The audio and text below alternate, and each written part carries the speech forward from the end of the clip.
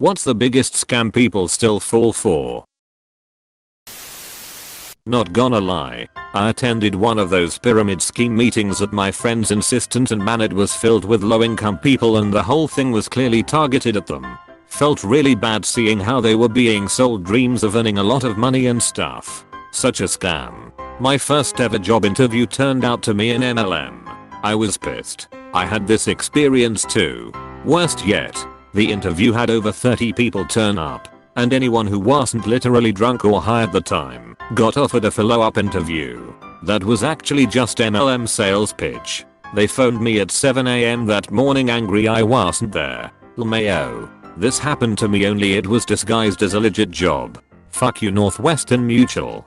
Thought I had a shot as a finance intern. Left with a packet and instructions to sell shitty retirement products to my family.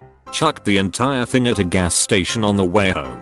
Found out they pulled the same shit on 50 kids from my school and still had the finance intern posting up works after interviewing 50 plus candidates. Do you have a moment to talk about your car's factory warranty? Just bought a new 4Runner. Immediately started getting calls on my cell phone. Those fuckers spoof local hashes, tricking me into answering all the time, bastards. I got a call from my own number a while back. That was interesting. It's me from the future. I'ma need you to wire me some money ASAP. Our kneecaps are counting on you / us. Wait a minute. Future me would know I'm broke as fuck all the time. Mobile games which are designed to be bad so they can frustrate you enough to buy their currency. Failing that, the game will feature spam clicking until you run out of energy, which will spawn a buy more energy pop-up, hoping you will buy lots of it by accident. Hogwarts, a mystery. Is that the one where you run out of energy as your friend is stuck in Devil's Snare and about to die? The same one. These Facebook posts imitating real companies saying you'd win whatever they're offering, despite the page being created hours ago and the only post being said giveaway. The comments are always tragic to read. For some reason the really popular ones I see are free RV or free tiny home. When my friends repost the posts I have to hold my tongue, lol. I just saw a free RV one shared by a friend on Facebook. According to the post, the original winner couldn't claim the prize because they lived in Canada, so they were posting the RV. I just rolled my eyes and kept scrolling. I saw that one too. I reported the page, but I don't even know that it does anything. I'm learning some of my friends really aren't smart. Those phone calls that claim your social security number is suspended due to criminal activity. My own mom fell for this, unfortunately. Sorry to hear she fell for it. My adult kid asked me what they needed to do to get their SS unsuspended. I was glad they asked me first. Me, well, I think you need to check with the federal government birth date oversight office about that. If your social security number was suspended, they will need to issue you a new birth date. Once that is completed, then your social security number can be released. Adult child, so can I still use my number while it is suspended, or is that illegal? Me, well, if you use it while it's suspended, the birth date oversight office may need to assign you new parents. But that is a fairly easy process at this point. It's just an electronic form. Adult child, okay, so can you help me call her? Wait, what? Oh geez. Okay, so is the suspension real or not? Comma. Okay, so I'm guessing you will be filing the request for new parents for me. Me, yep. Seems I failed you.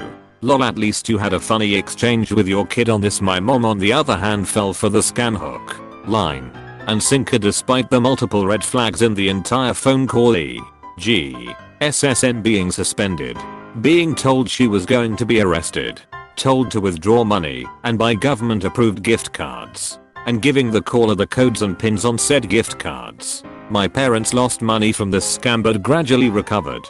I saw a bunch of those when I worked at Walgreens. We did Western Union transactions. About once a week I'd have to explain to an old man or woman that they shouldn't send large amounts to anyone they haven't met in person and know very well, and that even that couldn't be necessarily trusted, or it is impossible that someone asking for $500 gift cards is a legitimate government agent. One guy, I explained to him that his grandson had not been kidnapped, it was a scam. He wasn't having it. Luckily I convinced him to call his grandson's parents to ask What do you know, he was fine. It's sad. Many gullible seniors falling for these terrible scams. Those Microsoft scam calls. It works so well that they have offices in Mayo. My dad played along with one. Had him on the line before saying, oh, I have a small problem. I don't even have a computer. I love doing that. Some of the IS scam calls are fun because you can sometimes get them to give you a street address if you talk long enough. If you pull up the IS site, they have a form you can fill in with as much detail about the scam as you can manage to squeeze out of them. Always fun to finish the call telling them that impersonating the IS is a federal crime. It's too bad the Indian Cyber Crimes Division in Delhi is probably backlogged on these guys for centuries because of how many there are. What Indian Cyber Crime Division? You're talking about a country where I had to pay a 2,000 rupees bribe to see my grandfather after his heart attack in the hospital. The Cyber Crime Division is probably ran by the same person who runs the scams.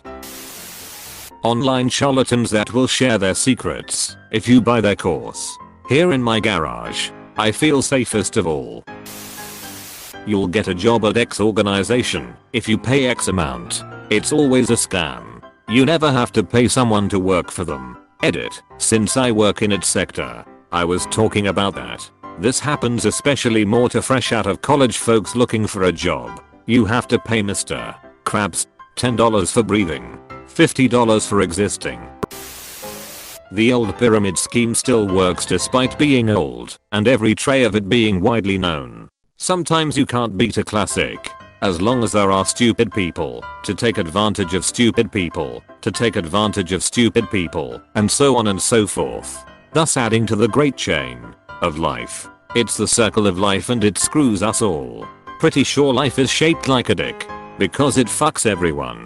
The pyramid scheme will start a scheme designed to find a dozen new recruits. A shady swindle. Sealed and signed by frauds in lousy suits. We'll craft a little counterfeit. We'll start a little scam to capture those devoid of wit or apt to fall for sham. So let's begin the con, he said. We'll take their every cent. The pharaoh sighed and shook his head. That isn't what I meant. Apostrophe. I have several clients that fell for the scamware when you do a password reset on a bank website and they text you a code to complete the password reset and the scammer calls you for the code. If you receive a code via text, never tell it to someone else. And worse, a texts from Google Voice to take over your phone number. I've worked on payroll systems for over 30 years, so I've seen a lot of scams. But this one is one of the worst. My roommate fell for that, and she could never contact anyone at Google to get her phone hash back. She had that phone hash since 1993, just after graduated from college, so she was understandably upset. I just googled Google Voice scam, and one of the results had the procedure to get your number back. Only costs $99 sent via Western Union. Penis enlargement pills.